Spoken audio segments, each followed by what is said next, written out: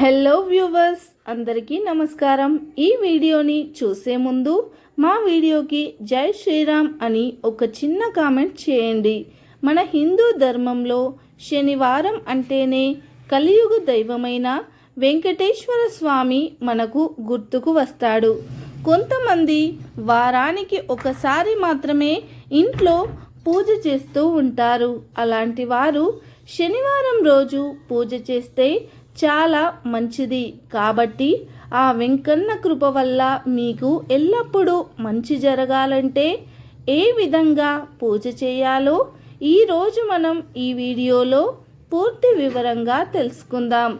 స్త్రీలు శనివారం ఉదయాన్నే లేచి ఓం గోవిందాయ నమః అనే నామాన్ని ఒక 3 సార్లు మనసులో స్మరించుకోవాలి. స్త్రీలు ఇల్లంతా శుభ్రం చేసుకొని పూజ కోసం సిద్ధమవ్వాలి. ముఖ్యంగా శనివారం పూజ చేసేవాళ్ళు పూజలో ఖచ్చితంగా ముద్ద కర్పూరం, తులసి ఆకులు ఉండేలా చూసుకోవాలి. ఎందుకంటే వెంకటేశ్వర స్వామికి కర్పూరం అన్నా తులసి ఆకులన్నా చాలా ఇష్టం. శనివారం చేసే పూజలో తులసి ఆకులు లేకపోతే ఆ పూజకి ప్రతిఫలము రాదని గుర్తుంచుకోండి. శనివారం పూజ చేసేటప్పుడు పంచముఖి దీపాన్ని వెలిగిస్తే కోటి జన్మల పుణ్యఫలం సిద్ధిస్తుంది. మీ ఇంట్లో ఆర్థిక ఇబ్బందులు అన్నీ తొలగిపోయి సుఖ సంతోషాలతో సిరి సంపదలతో జీవించాలంటే ఈ రోజున ఇంట్లో ఉండే స్త్రీలు ఉదయాన్నే నిద్రలేచి దేవుడి గదిని శుభ్రం చేసి వెంకటేశ్వర స్వామి పటానికి పూలతో అలంకారం చేయాలి. తర్వాత బియ్యం పిండిలో కాస్త పాలు పోసి ఒక పిండి ప్రమిదలాగా చేయండి. ఈ ప్రమిదలో 7 వత్తులు వేసి వెంకటేశ్వర స్వామి పటం ముందు పెట్టి వెలిగించాలి. ఇలా 7 శనివారాలు వెంకటేశ్వర స్వామి పూజ చేస్తే ఆర్థిక ఇబ్బందులు అన్నీ పోయి ఇంట్లోని కుటుంబ సభ్యులు అంతా ఉంటారు. అలాగే అనుకున్న పనులు దిగ్విజయంగా పూర్తవుతాయి. నిత్య దీపారాధన చేసేవాళ్ళు శనివారం రోజున ఆవు నెయ్యిని కలిపి దీపం వెలిగిస్తే చాలా మంచిది.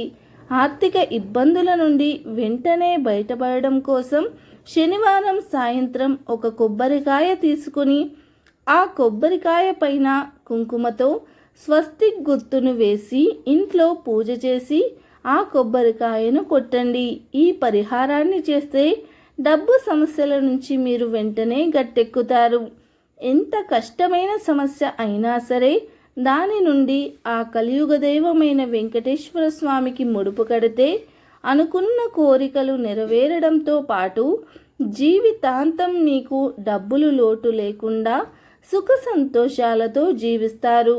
అలాగే శనివారం రాత్రి ఇంట్లో సాంబ్రాణి పొగ వేయండి. మీ ఇంట్లో ధన ప్రవాహం పెరిగి అష్టైశ్వర్యాలతో జీవిస్తారు. పూజా గదిలో రాగి చెంబులో నీరు ఉంచడం వలన సర్వదేవతలు సంతృప్తి చెందుతారని శాస్త్రాలు చెబుతున్నాయి. పూజ చేసే ముందు పూజా గదిలో రాగి చెంబులో నీటిని పోసి దేవుని పటం ముందు పెట్టాలి. శనివారం సాయంత్రం పూట వెంకటేశ్వర స్వామి ఆలయంకి వెళ్ళి ఆవు నేతితో దీపం వెలిగిస్తే మీరు అనుకున్న కోరిక వెంటనే నెరవేరిపోతుంది. ఇలా 7 శనివారాలు వెంకటేశ్వర స్వామిని పూజిస్తే ఆ వెంకన్న కృప మీ కుటుంబంపై ఎల్లవేళలా ఉంటుందని పురాణ శాస్త్రాలు చెబుతున్నాయి. వెంకటేశ్వర స్వామి ఆలయానికి వెళ్ళినప్పుడు 11 ప్రదక్షిణలు చేస్తే మంచిది.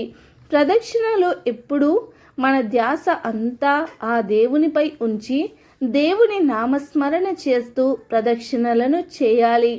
శనివారం పూజ చేసేటప్పుడు నీలం రంగు దుస్తులు ధరించి పూజ చేస్తే చాలా మంచిది.